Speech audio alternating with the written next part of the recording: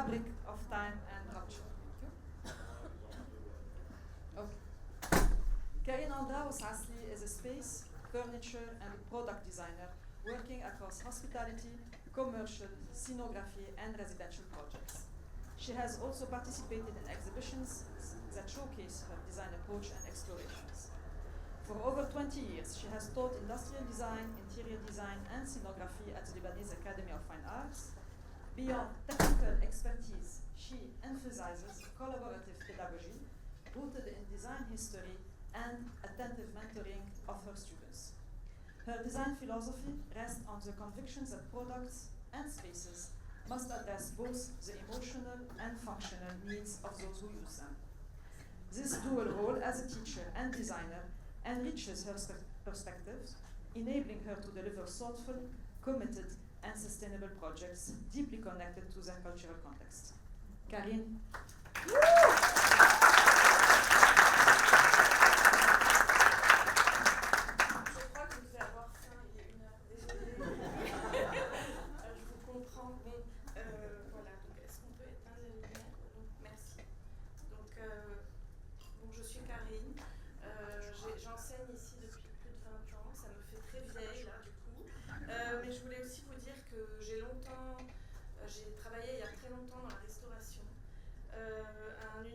Finalement, le temps se vit autrement. Finalement, dans cette espèce d'univers assez instantané, on sert des plats comme une œuvre éphémère, avec la matière instantanée de l'art culinaire. Là où finalement les papilles, ça vit dans le temps présent, dans le bonheur de l'instant vécu, où chaque geste, chaque parfum, chaque cuisson devient une expérience du temps immédiat. C'est presque charnel. Et pourtant, j'ai souvent l'impression que le temps, durant ma cuisine de chef ou dans l'enseignement, ne forme pas le même fil. En fait, j'ai l'impression que ce temps-là est une sorte de temps difforme, et peut-être parce que justement aujourd'hui, j'ai l'impression que finalement ce temps, vous aussi, la jeune génération, les Gen Z, j'ai l'impression que votre temps est tout aussi difforme que le mien. Et donc cette lecture est un peu à l'hommage de qui vous êtes et ce que vous ferez de votre vie plus tard. Et donc je pense souvent à vous et je vous remercie déjà.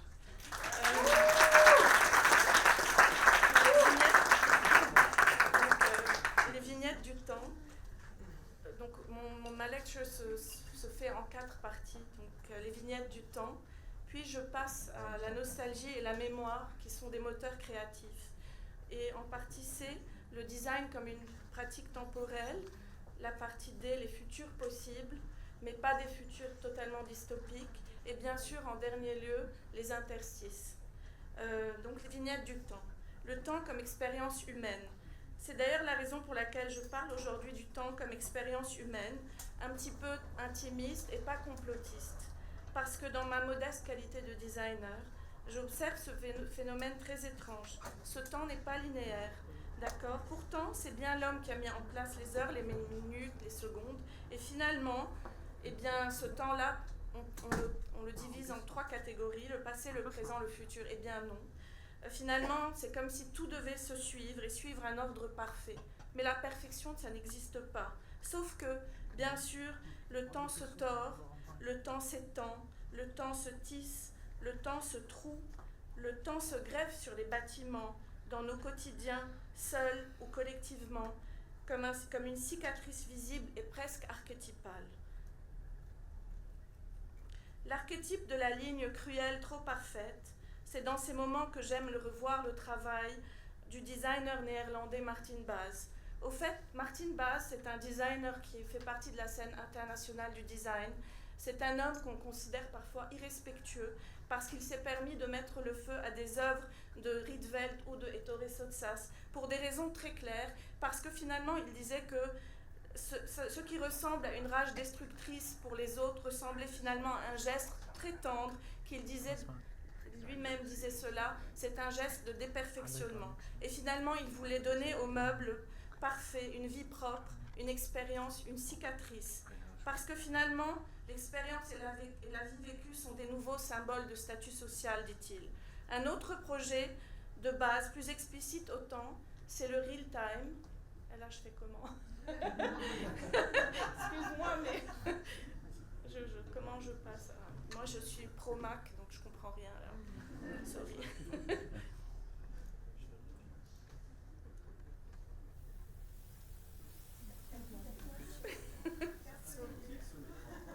Voilà, donc ce concept-là, c'est real time, d'accord? C'est bon. Baz intègre une horloge en fait, et il n'y a pas de son. Baz défie le temps à sa manière. En fait, ce qu'il fait, c'est qu'il pénètre dans l'horloge, il se met à l'intérieur et il change le temps à sa façon, parce qu'il considère que finalement l'heure aujourd'hui, c'est une heure humaine, imparfaite et presque absurde, mais tellement touchante, parce que soudain, le temps devient vivant, capricieux, interactif. C'est ça le temps du geste, c'est ça le temps du présent qui s'invente sous nos yeux. Et puis, comment je reviens? Désolée, c'est bon.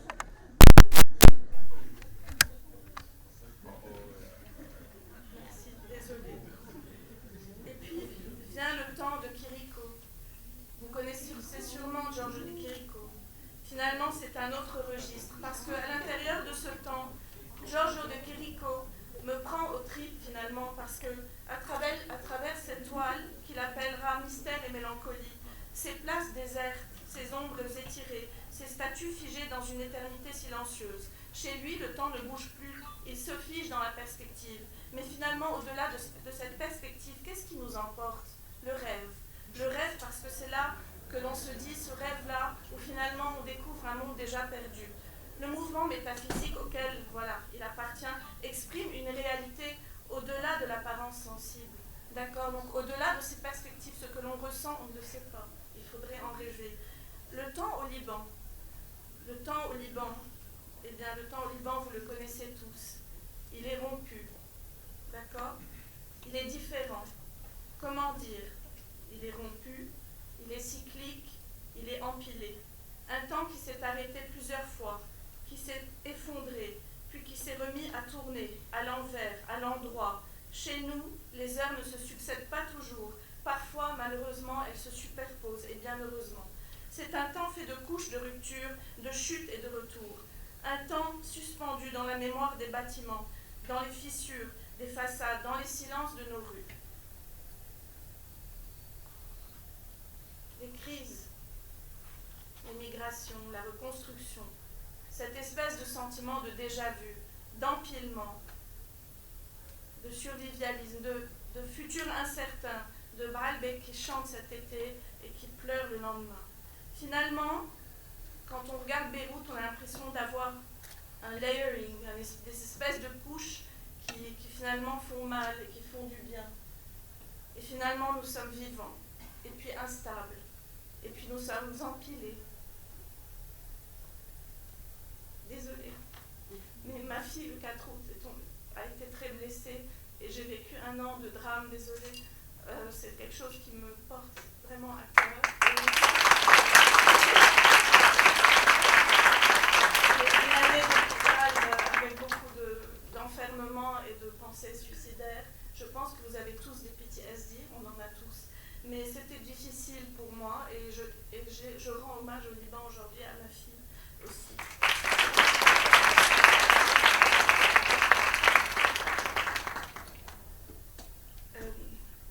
Et puis vient la nostalgie. Johanna. Donc Johanna, ma sœur, voilà, je vous présente Johanna.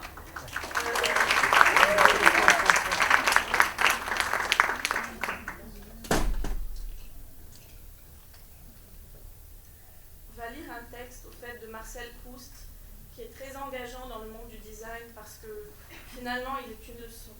Une leçon parce qu'il nous prend très fort, il apprend la mémoire. Au fait, dans les textes de Marcel Proust, ce n'est pas qu'on crée quand on se souvient, on recrée. On est dans la recréation et dans le ressouvenir.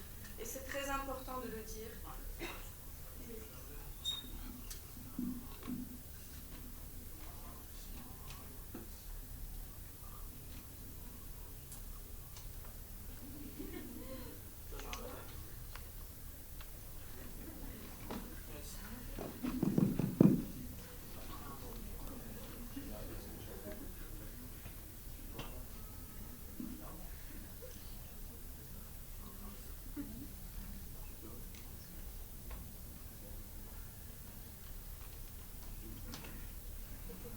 Karine, bonsoir tout le monde.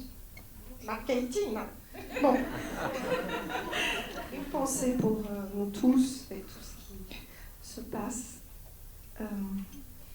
Voilà. Et pour rebondir, donc, puisqu'on va parler de nostalgie, comme Karine disait, ça peut être, en tout cas, la nostalgie d'un monde à venir.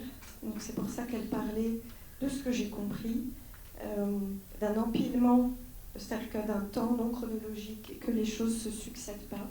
Donc on peut être nostalgique d'un temps à venir et aussi ce que j'ai observé durant mon expérience de la mienne, à l'écoute et de ma pratique de plusieurs métiers, c'est que souvent j'entendais des gens me dire « je suis nostalgique d'un temps que je n'ai pas vécu ». Voilà. Donc d'un temps à venir et d'un temps qu'on n'a pas vécu. Donc Karine m'a demandé de lire, bien que je pense qu'elle pourrait le dire même mieux que moi. Donc on va peut-être se le diviser, non ? Johanna est actrice. Mais je ne suis pas actrice maintenant. Et peut-être même jamais. Donc... Non, ça va. Merci. Là, c'est bon. Alors, on le lit, et puis, on le lit, on va peut-être pas faire la messe, mais bon. Et tout d'un coup, son souvenir, donc Proust dit, lui apparaît. Ce goût, c'était celui du petit morceau de madeleine que le dimanche matin a combré, parce que ce jour-là, je ne sortais pas avant l'heure de la messe. Ah. Quand j'allais lui dire bonjour dans sa chambre, ma tante Léonie m'offrait, après avoir trempé dans son infusion de thé ou de tilleul. Elle m'en offrait. Elle m'offrait quoi ? La vue de la petite Madeleine ne m'avait rien rappelé avant que je n'y eusse goûté. Peut-être parce que, en ayant souvent aperçu depuis, sans en manger, sur les tablettes des pâtissiers, leur image avait quitté ces jours de Combré pour se lier à d'autres plus récents. Peut-être parce que de ces souvenirs abandonnés si longtemps hors de ma mémoire, rien ne survivait. Rien ne survivait. Tout s'était désagrégé, les formes et celles aussi du petit coquillage de pâtisserie, si grassement sensuel, sous son plissage sévère et dévot, s'était aboli ou ensommeillé, avait perdu la force d'expansion qui leur eût permis de rejoindre la conscience. Mais quand d'un passé ancien, rien ne subsiste,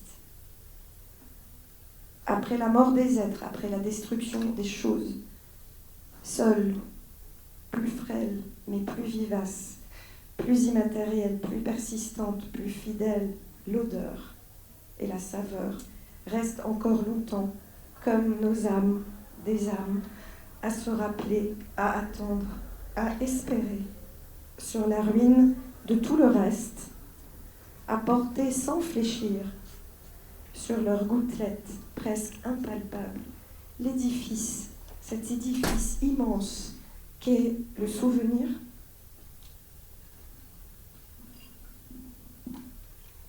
Merci, Johanna. Donc, le souvenir, c'est finalement la nostalgie active. Finalement, c'est là que s'insinue cette nostalgie dont Vladimir Jankélévitch, qui est un philosophe que j'aime beaucoup, qui finalement dit que la nostalgie n'est pas tournée vers quelque chose de déprimant, mais plutôt vers un passé où on pourrait se dire que c'est une émotion active. Et c'est ce qui permettrait l'élan créatif que l'on connaît. D'accord ? Donc, pourquoi ? Parce que l'élan créatif des artistes vient du manque. Et c'est la raison pour laquelle au Liban, la fibre créative est très puissante. Parce que la nostalgie chez lui n'est pas une fuite. C'est une manière de réanimer ce qui a disparu, de faire exister à nouveau l'absent par le geste, la pensée et l'œuvre. J'arrive plus c'est à bloquer. D'accord, donc voilà. Donc la mémoire, là on regardera la nostalgie comme un outil dans le monde du design, parce que quelque part elle va réactiver la mémoire. Dans l'art, dans le 7e art aussi, un cinématographe que j'adore qui s'appelle Paolo Sorrentino, qui a fait plusieurs films, dont le dernier qui s'appelle Parthénope. Je ne sais pas si vous l'avez vu ou si certains d'entre vous le connaissent, mais en tout cas, il a fait un film qui s'appelle La main de Dieu et La grande bellezza. Donc c'est un homme qui a au fait filmé Naples et qui dira que finalement, Naples, quelque part, en ayant voyagé, en connaissant Naples, j'ai réalisé que Naples ressemblait beaucoup à Beyrouth dans ses couches en fait, et dans les nombreuses crises que Naples connaît, que ce soit la crise des déchets par exemple. Aujourd'hui, Naples, il dira des Napolitains, every day, Napolitans reinvent their lives, they decide that life should surprise them, and I want to tell it that way. Quelque part, cette positivité, elle fait plaisir. Donc quelques photos et scènes du film où finalement cette femme, cette femme Parthénope, au fait, en hommage à la déesse Parthénope de Naples, est tellement belle que les hommes sont proscrits devant elle et la regardent comme une espèce de déesse vivante. Et ce qui est assez étrange dans ce film, c'est qu'il y a beaucoup de clins d'œil, par exemple comme les paniers de Naples que nous connaissons à Beyrouth. Et là, donc Sorrentino place les paniers comme des éléments lumineux absolument magnifiques dans ce film. Et finalement aussi la beauté autour de Naples, et finalement Parthénope, qui est une référence voilà, de déesse grecque, où on se rappelle aussi du travail de Chirico. Quelque part, il y a une même signification, où finalement l'amour de la perfection dans la notion de gréco-romaine, que l'on revoit beaucoup dans le film de Sorrentino avec des images figées. Donc je vous conseille de le voir, je ne vais pas le passer maintenant, c'est 2 heures. Donc le film montre quand même le charme, le charnel, l'attrait, le corps et l'image qui se transforment vraiment au fil des années. Et ce qui est génial dans le monde du cinéma, c'est qu'il peut montrer, Sorrentino va montrer le vécu de cette femme en 70 ans. Donc il va filmer 70 ans de sa vie. Et c'est assez génial. Donc le poids du passé, les rémanescences, la résurgence du moi à travers les images, les lieux, les sensations. Et c'est ça que j'appelle la nostalgie active, parce que finalement, aussi, il y a un monde autour du 7e art qui est assez prenant, que ce soit au niveau de la lumière et du temps qui passe. Et il dira finalement, ce film est un film sur le temps et le destin. Voilà. Donc là, on revoit Proust avec sa Madeleine, qui finalement un peu clôt le passage de la nostalgie et de la nostalgie active, qui permet la création. Un designer dans ce monde-là, par exemple Mendini, était un amoureux fervent du travail de l'écriture de Proust. Si quelqu'un a lu Proust, est-ce que vous avez déjà vu les phrases de Proust? C'est une phrase est une page. Donc c'est assez magnifique, cette espèce d'auteur assez génial qui a quand même fait 7 tomes à la recherche du temps perdu, qu'il a écrit de 1913 à 1927, ou qu'il a peut-être publié de 1913 à 1927, mais en tout cas, il a mis 7 ans à écrire ses livres. Et c'est 7 tomes, 7 ans. Donc du côté de chez Swann, que Johanna vient de lire, ce texte-là va être le texte qu'Alessandro Mendini, designer qui a fait quand même partie du groupe Alchimia avec Ettore Sottsass, et qui par la suite a un petit peu quitté ce monde-là et est revenu vers quelque chose de plus émotionnel, où il dira tiens, je vais prendre une chaise régence, et de cette chaise régence, je vais faire du pointillisme et je vais m'inspirer des impressionnistes, et il va peindre cette chaise à la main avec de l'acrylique. Elle lui prendra beaucoup de temps, comme la lecture de Proust. Par la suite, cette chaise a été revisitée par les marques Capellini et Magis, et celle-ci, la dernière, l'orange, elle est rétromoulée. Et c'est assez génial de voir, en tout cas, il en a fait 30 exemplaires, et la dernière, aujourd'hui, se vend à 1920 € chez Cassina, par exemple. Donc, quelque part, le design aussi évolue, mais je trouve ce clin d'œil tellement poétique et tellement intéressant. Voilà, donc, aussi, là, dans le design comme pratique temporelle, il y a un texte que j'aimerais lire, au fait, c'est un livre que je lis en ce moment, qui est très intéressant, et c'est qui est de Donatella di Pietrantonio, et au fait, elle a gagné le prix Goncourt d'Italie, il s'appelle Prix Strega, et chez nous, c'est Goncourt en France. Donc, L'âge fragile, d'accord, donc ce livre est dédié à tous les survivants. Un petit encart de Simone de Beauvoir qui dira « Il n'y a pas de mort naturelle, rien de ce qui arrive à l'homme n'est jamais naturel, puisque sa présence met le monde en question. » À Amanda, le désordre que je trouve chaque matin me rappelle que je ne suis plus seule. Amanda est revenue. Je regarde autour de moi et bute sur ses traces. une assiette avec un bout de pain grignoté sur l'accoudoir du canapé, un fond de boisson dans un verre. La couverture est roulée dans un coin à côté du livre abandonné, toujours aux mêmes pages. Ces derniers temps, mon sommeil a perdu de sa légèreté. Je n'entends plus. Amanda se déplaçait dans l'appartement.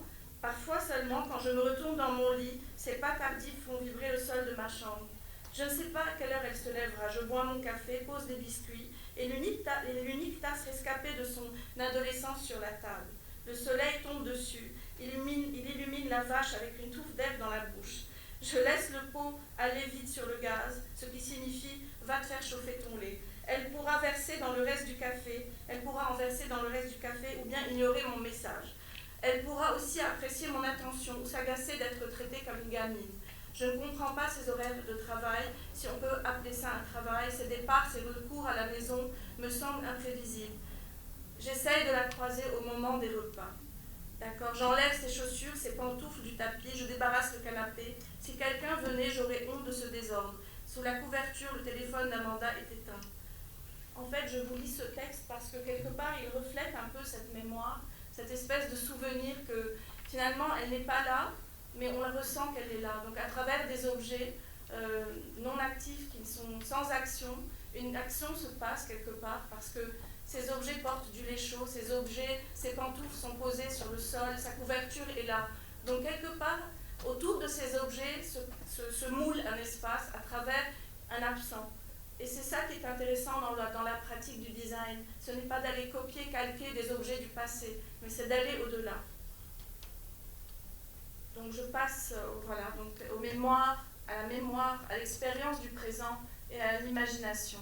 Les mémoires du passé que l'on connaît ici. Donc, moi, j'avais la boîte de Teta où je mangeais les biscuits d'Anish quand j'étais petite. Je ne sais pas si vous connaissez ces boîtes, vous êtes d'une autre génération que moi, mais ces boîtes-là, bien sûr, on a tous nos boîtes de Teta avec la couture dedans, que ce soit le café, le thé, le maï et tous ces accessoires du design, des objets porteurs de rituels que l'on connaît. Et puis, par la suite, eh bien, on va créer des lignes autour de cela. Cela veut dire qu'on ne va pas aller les copier, coller, pomper, mais on va réfléchir à ces objets en tant que gestuels, ce qu'ils ont pu nous offrir.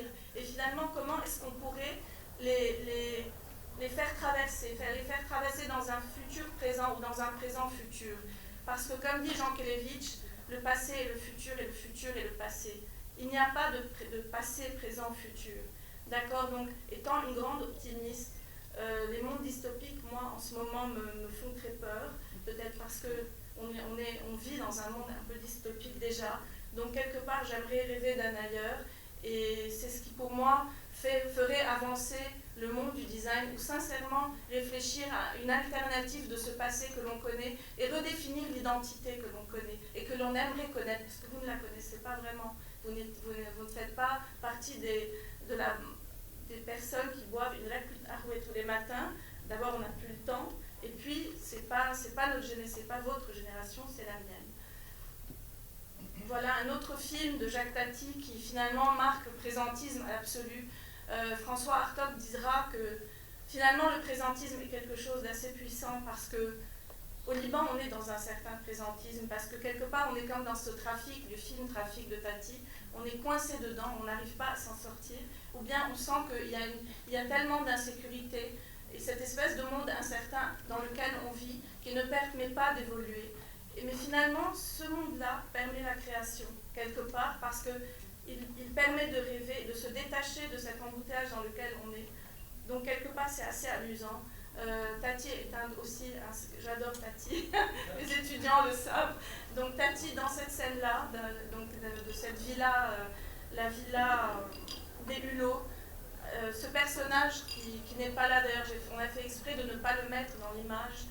Voilà, c'est parce que ce personnage, quelque part, est absent. Donc Monsieur Hulot n'est jamais là. Il est là, mais il n'est jamais là. Il est décalé entre son monde, le monde de rêverie dans lequel il vit, espèce de monde populeux, sa campagne à lui, puis viennent les non-lieux qu'il doit traverser chaque matin pour aller dans la nouvelle ville moderniste des années 58.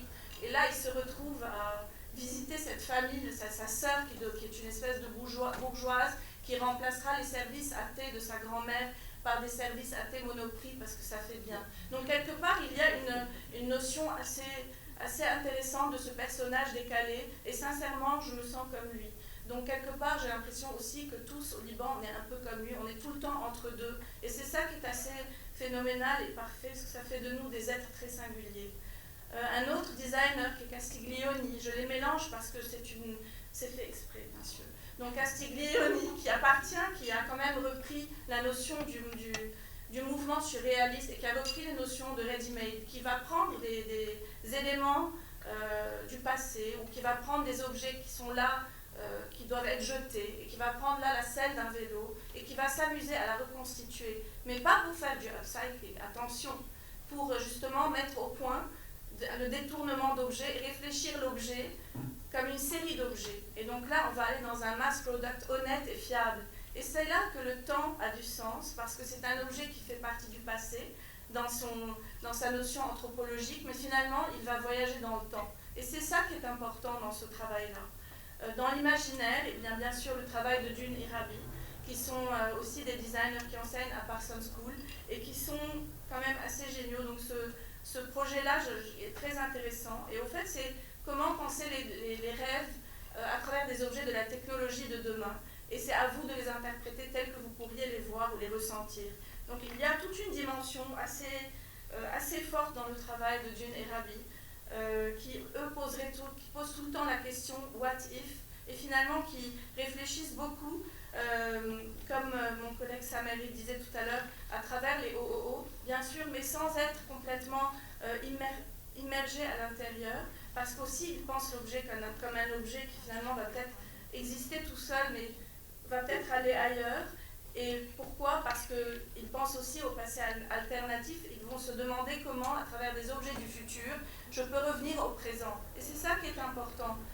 Donc voilà, quelques objets. Là aussi, c'est une collection de Dune Irabi qui s'imagine, en fait, c'est pas des extensions du corps, c'est tout simplement des espèces de machines qu'ils vont, ils vont vivre dans un monde totalement dystopique où la nourriture n'existe plus, et ils vont manger des déchets, et ils vont devoir aspirer des choses pour pouvoir les manger. Donc il y a là aussi une dimension telle qui est quand même derrière cette espèce de côté obscur et sombre. Il y a un positivisme assez absolu, que ce soit au niveau de la couleur, de l'esthétique, de la réflexion au-delà. Donc quelque part, l'homme, sans cette machine, ces machines ne peuvent pas marcher sans l'homme et ne peuvent pas être définies sans l'homme. Le design n'existe pas sans l'homme. Donc là, on comprend bien que le design est centré sur l'humain. Donc là aussi, je vais bientôt finir, ne vous inquiétez pas. Donc la notion spéculative du design, donc qu'est-ce qu'on pourrait penser aujourd'hui, qu'est-ce qu'on fait quand on spécule, comment.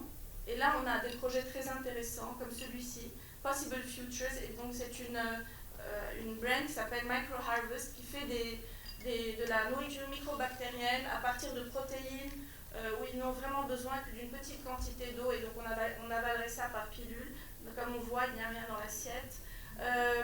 Et là aussi, c'est un projet de Lucie Macré. Si on doit parler de design là, je trouve ce projet divin, parce qu'elle considère, au fait, elle est architecte, mais aussi elle est danseuse à la base, elle a fait 10 ans de danse, et c'est assez génial. Elle dira qu'elle va beaucoup observer les gestes et les mouvements de ces danseuses, et comprendre un peu comment ça fonctionne. Et elle a une peur bleue que le monde ne se touche plus physiquement. Pourquoi? On a connu 2020, on a connu Covid, et puis par la suite, on connaît ce monde digital qui nous aspire de jour en jour, et finalement qui nous mange un peu d'ailleurs. D'ailleurs, c'est vrai, parce que on a mis 3 heures à m'installer tout ça, donc je commence à me poser des questions sur la véracité de notre technologie. J'ai l'impression qu'elle mange l'homme. Et donc là, on est dans une approche assez intéressante. Au fait, elle va compresser le corps dans des objets qui vont finalement représenter l'émotion. Et au fait, ils vont serrer. À chaque fois qu'elle va vouloir un hug, elle va demander que cette machine se resserre. Donc il y a quelque chose d'assez pervers, mais pas vraiment, parce qu'il y a un côté quand même bling-bling de la couleur rose. Donc quelque part, il y a toujours une notion assez positive derrière tout ça. Les passés alternatifs dont je parlais tout à l'heure. Et donc là, on est dans un objet où on récupère des choses, on récupère ce que l'on voit dans une déchetterie, et on en fait un objet qui représenterait peut-être le doudou de demain, je ne sais pas. Là aussi, on est dans une approche, en fait, c'est une étudiante d'une université en Allemagne, elle s'appelle Zelpitz, et au fait, elle a créé une théâtre qui reprend les gestes et la manière de boire des flamands roses. Donc il y a quelque chose d'assez magnifique où elle dira que finalement ce projet pourrait faire partie du passé comme du futur, comme du présent, comme, voilà, comme de toute une éternité. Et donc là, on est... c'est là qu'on se rend compte que l'aspect spéculatif est très intéressant pour justement comprendre le monde dans lequel on vit, ou bien comment on s'y projetterait. Voilà, donc comment on s'y projetterait dans des interstices, pourquoi voilà un croquis de M. Bratton, qui est un designer de MIT, qui au fait réfléchit le monde comme des... je trouve ça splendidement, mais bon... et donc il réfléchit le monde comme des espèces de couloirs un peu voilà, nauséabonds ou pas, c'est à vous de voir. Et là, il va travailler sur un croquis que je trouve génial, où il va dire, finalement, le monde est fait d'un monolithe, mais la Terre, elle est tout en bas, en fait. Donc l'humain n'a plus vraiment de sens. On a la Terre, on a les nuages, on a le cloud géant que l'on connaît, le cloud dans lequel on save nos informations. On a la ville, l'adresse, l'interface et le user tout en haut. Et quelque part, il y a dans cette approche une notion où finalement la mémoire collective devient une espèce de déchet géant, parce que c'est terrible d'être dans un manque d'individualisme total, où l'homme ne se comprend plus lui-même, où il a besoin d'une espèce de d'un monde digital où il excellerait uniquement. C'est fou. Donc un projet que j'ai vu à Milan il y a 2 ans, qui finalement pourrait venir se greffer dans l'interstice, peut-être là entre la Terre et le nuage, le cloud, c'est la maison imparfaite de Inga Sempe. Inga Sempe est une designer française qui a produit beaucoup d'objets. Et en fait, à la Triennale de Milan, elle a créé une exposition qu'elle appellera Il Mondo Imperfetto, où elle va mettre en avant ces objets dans un petit appartement, et elle va travailler autour du chaos, du bruit. Et donc cette expo était assez géniale parce qu'on entre à l'intérieur et on a l'impression de vivre autour des objets et de vivre avec elle quelque part. Donc c'était assez intéressant de voir ce projet-là. Et puis vous, finalement, je vous invite à spéculer et puis voilà, à tisser avec moi, avec vous, tout seul. Et je vous remercie.